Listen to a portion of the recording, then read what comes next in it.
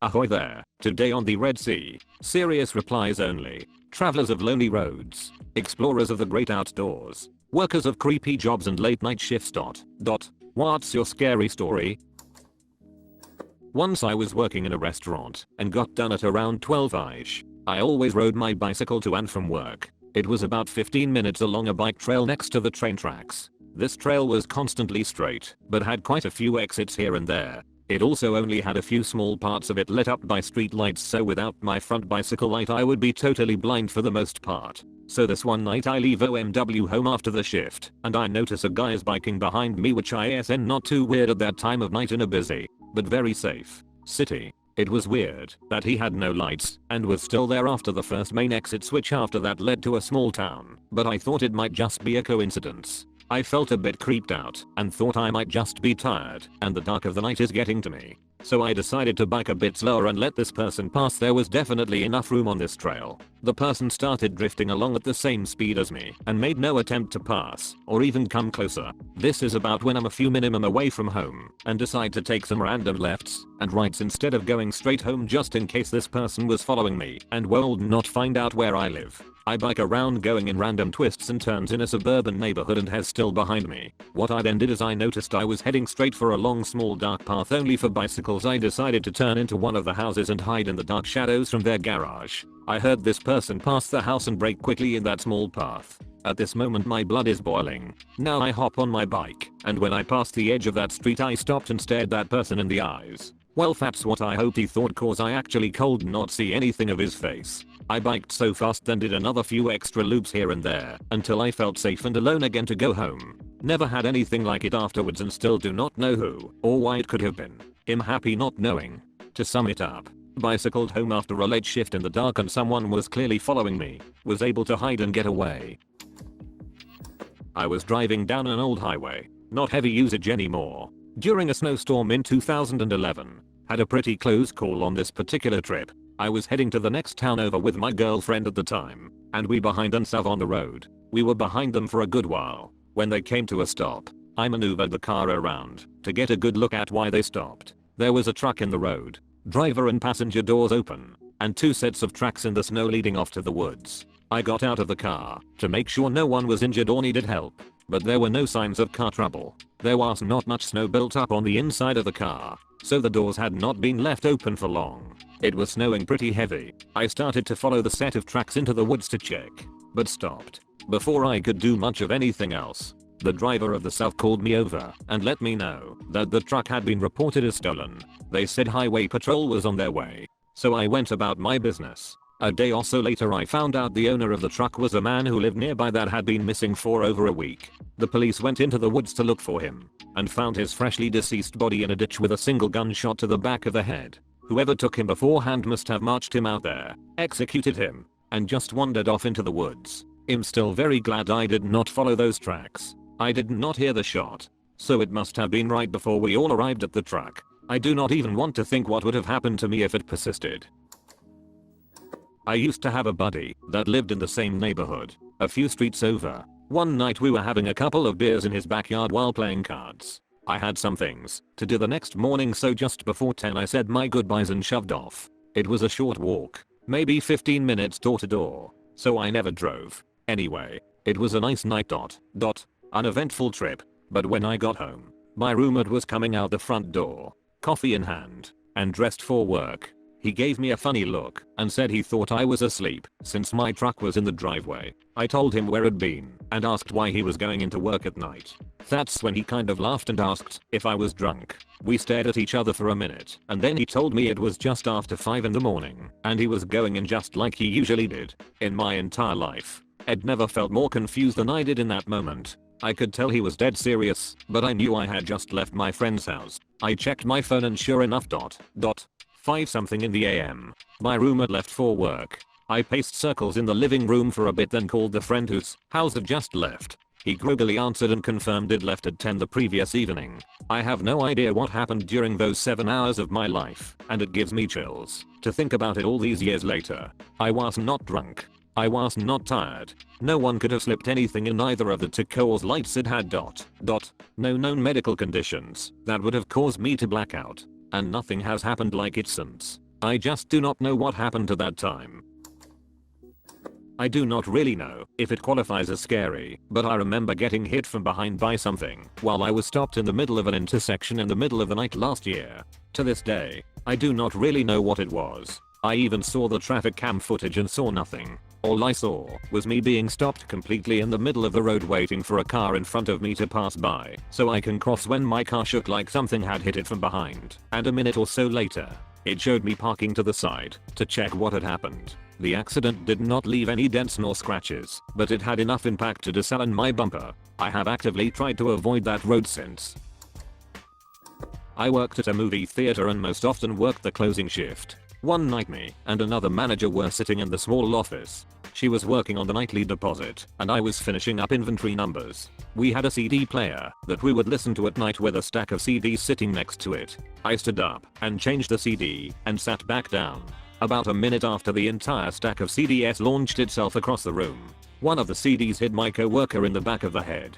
She looked around and saw me sitting there dumbfounded with the CDs scattered all around me in the office. We quickly finished up and left. A couple of days later, one of the other day shift managers calls me and asks me what we were doing the prior night. She seemed really annoyed, which was out of character for her because we were friends. I asked her what she meant, and she asked me why we had dumped all of the security tapes onto the floor and left them there. I told her we had not touched the security tapes at all. The tapes were stored on top of the CCTV monitor on a small VHS tape shelf. The shelf had not been moved, and only the tapes were on the floor. She also said that all of the sleeves from the tapes had been removed and thrown all over the place too.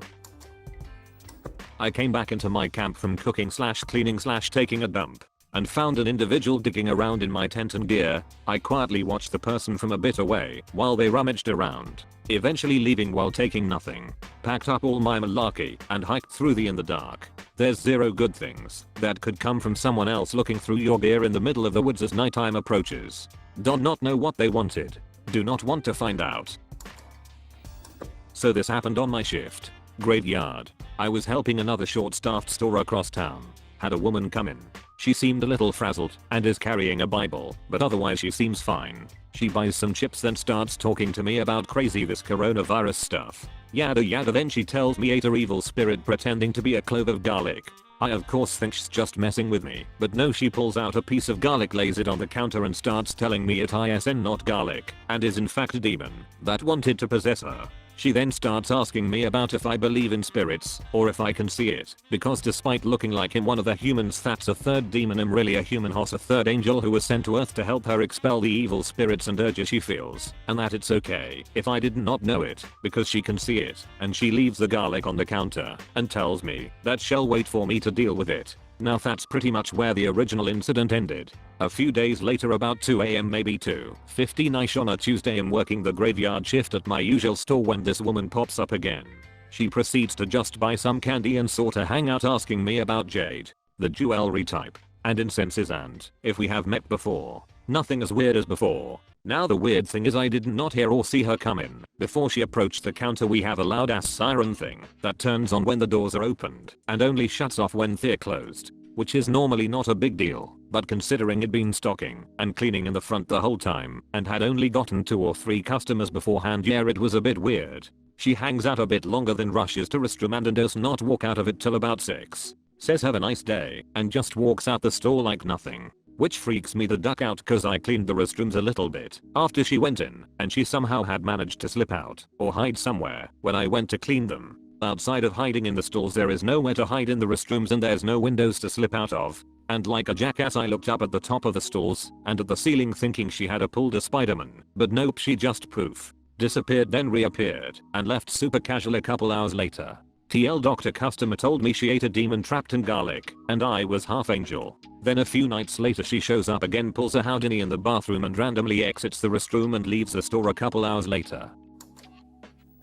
I was sleeping in a hammock on my mountain ranch and woke up around 4 AM. After lying there awake watching stars for about 5 minutes, I heard the sound of something big urinating nearby. In the night silence, the sound was so clear as to distinctly change as the dirt went from dry to muddy to a small puddle. I did not hear any movement afterward. There are deer, coyotes, bobcats, and rarely bears in this area. Last year I started working the graveyard shift at a newer hotel. It was built basically over the spare pasture for the farmer that still lives next door. One night I'm doing my late shift thing, which was absolutely nothing, and I was standing at the front desk browsing the internet. The front door is perfectly visible from where I was standing, and I thought I saw a flash of white out of the corner of my eye that came from that direction.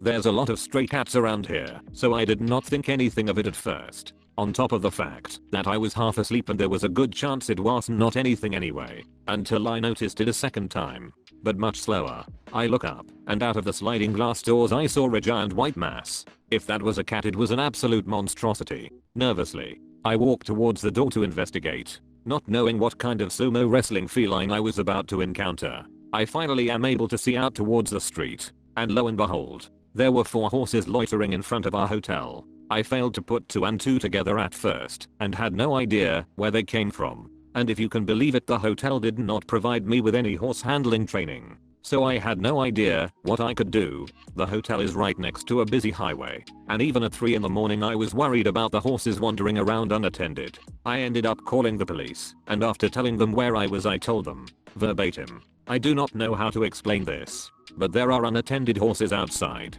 I did not see anyone show up, but the horses were back in the pasture behind the hotel the next day, so everything must have sorted itself out well in the end." I know that was not very scary, but it was when I experienced it. 2 of my coworkers are convinced the hotel is haunted though. Maybe they have got some better stories. About 2 years ago I was hiking at a local national forest by my hometown.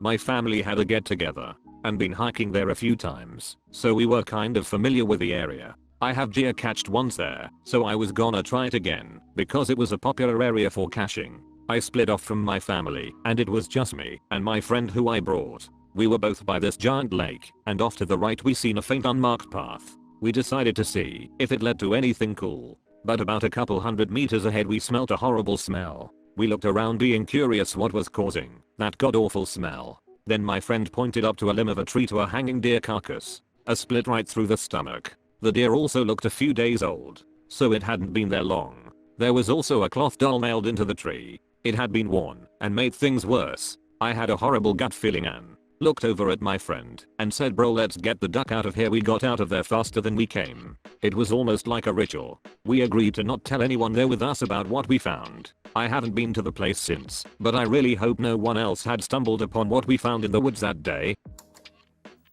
Salvadoran guy here. Well, it was about 1 year ago. I recently moved alone to the capital to study. I meet some friends in the first months here. I went to the beach about 3 or 4 times before this. It'll give you context. I have a 2011 Corolla, which isn't not a fast car, and sometimes I get stranded in the way. The beach is like 20 miles away. The highway isn't not in the best conditions, but even this country is as dangerous as it is. This road is really safe. Well, we packed up things and get in road.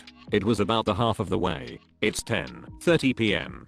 and I saw a car next to the road. May have had a flat tire. I think twice before helping, because vehicle theft is known in this way, but I helped them. I stopped and see this bearded fat guy, about 30 or 35 years. Obviously he is drunk. He tells me that he has a flat tire and that he cannot change it by himself. His friends do not know that he left the beach and needs to go home. He tells me that his spare tire is in the back of the car. He accompanies me to open it, and before I know it, he hits me very hard on the head. The blow pushes me towards the street and another man appears out of the bushes with a naked torso and a machete. I quickly analyze the situation, and I move around the car. None of my friends know that I stopped on the street. My phone is in the car. I'm completely incommunicado.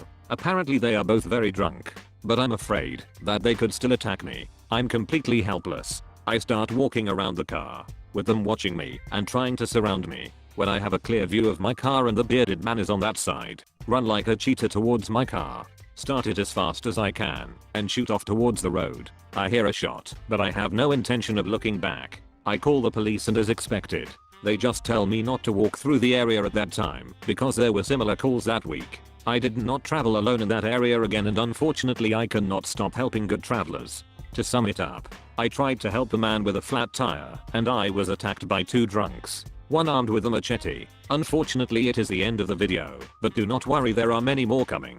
Like and subscribe for more videos from the Red Sea. Thanks for watching.